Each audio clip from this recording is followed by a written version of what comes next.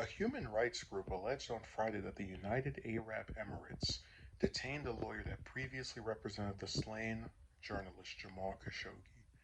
Democracy for the Arab World Now, Dawn, said in a press release that Isam Ghafoor, who is a U.S. citizen and a board member of the organization, sent a text early Thursday saying he had been approached by two UAE security agents while he was at the airport in Dubai. Ghafoor was on his way to a family wedding in Turkey and had been waiting for his next flight.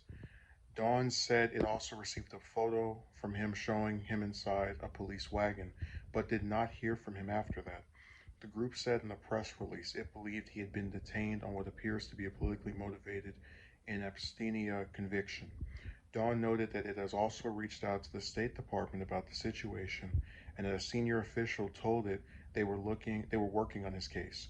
We are outraged at the unjustified detention of our board member and extremely concerned for his health and physical security, given the well documented record of abuse in the UAE, including torture and inhuman treatment, Sarah Leigh Whitson, Dawn's executive director, said in a statement.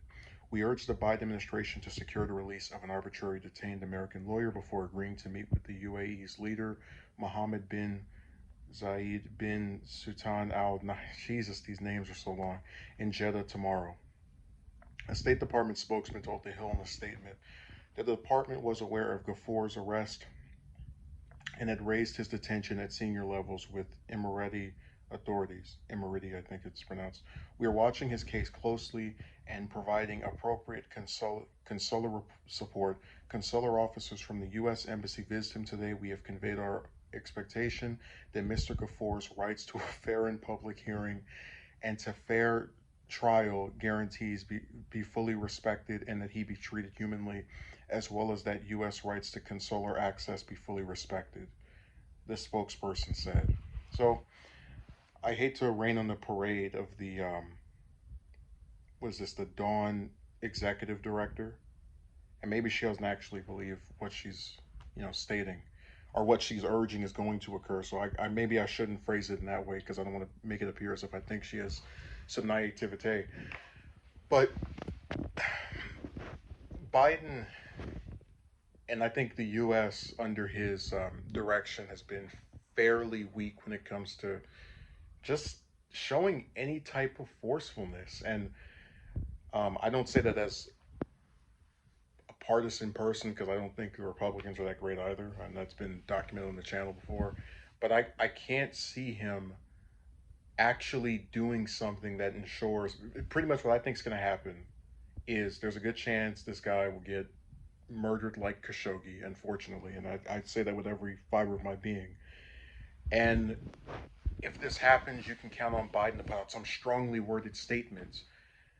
But you're not going to see him talk about this. You're not going to see him use his office as the most powerful man in the country, one of the most famous people at any given time in the U.S., at least on the world stage, to come out and say, "Hey, look, they have this guy who was formerly affiliated with Khashoggi, a person who was brutally executed, and we want to make sure it doesn't happen again." You're not going to see him do that. I really think this is going to be something that gets talked about a little bit on TV because I always have to remind myself when one person gets captured, it's like this really big thing. When a whole bunch of people get blown up to pieces, no one says a word. So you'll see a little bit of coverage of it, and then they'll go back to talking about gas prices and all these other topics.